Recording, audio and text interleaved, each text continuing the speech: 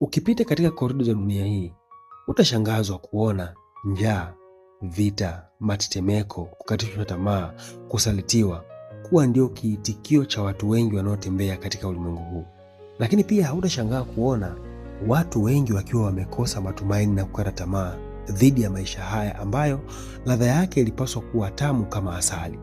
Katikati ya changamoto hizi, Mungu anao wito kwa kila mtu kuweza kubadilisha chungu ya maisha haya kuwa tamu. Katika Isaya sura ya 6 fungu la 8, Mungu ana swali ambalo ni wito kwa kila mmoja, akiuliza, ni mtume nani, naye ni nani atakaye kwenda kwa ajili yetu? Isaya aliposikia wito huu alijibu, mimi hapa, nitume mimi. Ili kuleta faraja katika ulimwengu uliochoka, ili kuleta tumaini katika ulimwengu uliokosa matumaini, Mungu anataka kusikia sauti ya mtu mmoja ikijibu na kusema, nitume mimi hapa, nitume mimi. Katika dunia hii, watu wengi wanatamani kusikia maneno ya matumaini. Wanatamani kuthaminiwa, kuiona kesho iliyo bora zaidi ya leo iliyo mbaya.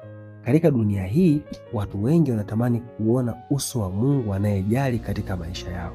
Mungu anapotumia wanadamu, anawatuma kwenda kuleta faraja katika maisha ya wanadamu wenzao. Itikio katika sauti hii ya kusema mimi hapa, nitume mimi, italeta faraja kwa wanadamu wanaotuzunguka. Kwa kile kidogo ulicho nacho, kwa kutoa neno la shukurani, kwa kutoa neno la matumaini, unashiriki katika kuitikia wito wa kwenda kuwasaidia wengine. Mungu anatamani kutoka kwako uweze kuwa baraka na nuru katikati ya giza la mateso na kukata tamaa kwa watu wengi katika ulimwengu huu. Sina shaka utakuwa miongoni mwa watu ambao watajitoa kwa ajili ya kufanya kazi pamoja na Mungu. Akizungumza kuhusu Petro katika kitabu cha Tumaini la Vizazi Vyote, mwandishi aliandika akasema, Yesu alimwona Petro akiwa na sifa ambazo zingemfanya awe mfuasi wa kweli na akamwita awe mwanafunzi wake. Mungu hamchagui mtu kwa sababu ya sifa alizonazo, bali kwa sababu ya utayari wa kumfuata. Mungu anapokuita haangalii nini ulicho nacho, bali anaangalia utayari wako.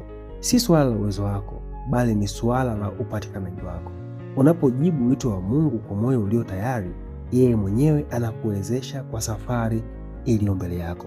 Japo safari inaweza kuonekana kuwa ni ngumu, kwa kuwa unashirikiana na Mungu asiyeshindwa, Mungu atakufanya uweze kuwa bora na utageuza maisha ya watu waliokata tamaa kuwa faraja tele. Sina shaka utatamani kuitikia wito wa Mungu kufanya dunia kuwa sehemu bora zaidi kwa watu waliochoka na kukata tamaa. Mungu akubariki, tukutane kesho.